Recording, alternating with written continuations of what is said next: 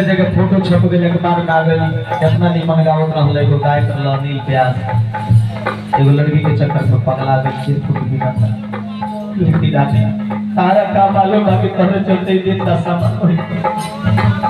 तारा चलते भइल बाटे करो ता कलश के रानी तारा के हम मन रहनी भगवान के तरह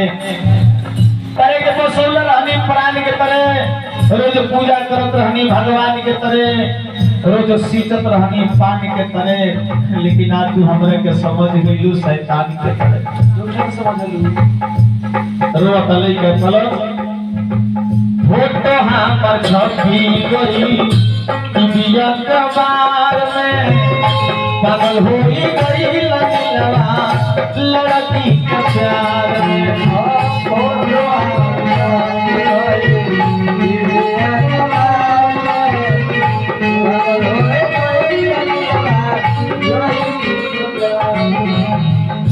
किस्मत गरीब बाटी फूटल नसीब बाटी अरे दिया हीरा हलू धन दौलत खजाना है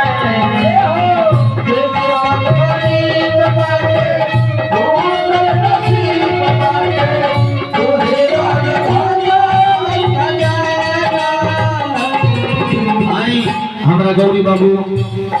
गुड़ैता निवासी लाखों चली से चली कई बड़े निगत पुरस्कार करना तो खुश होकर रहले खुश रह भगवान से प्रार्थना करब दिन दोनों रात से होता होके लइका रुआ का कलश के रानी कसी किस्मत हमार खराब बा हम ही गरीब बानी जा खुश रही हो लइका रुआता हाथ पकड़ले बा लेकिन लड़की भी भाई सुनत नहीं खे आंसू बहावता लइका कलश के अरे दोस्तों जमाने को देखकर संभल जाइए ज्यादा नहीं तो थोड़ा ही बदल जाइए क्योंकि जिस लड़की को अपने दिल में रहने के लिए जगह दोगे एक दिन यही लड़की कहेगी अनिल मेरे दिल से बाहर हो जाए किस्मत गरीब बाटे फूटल नसीब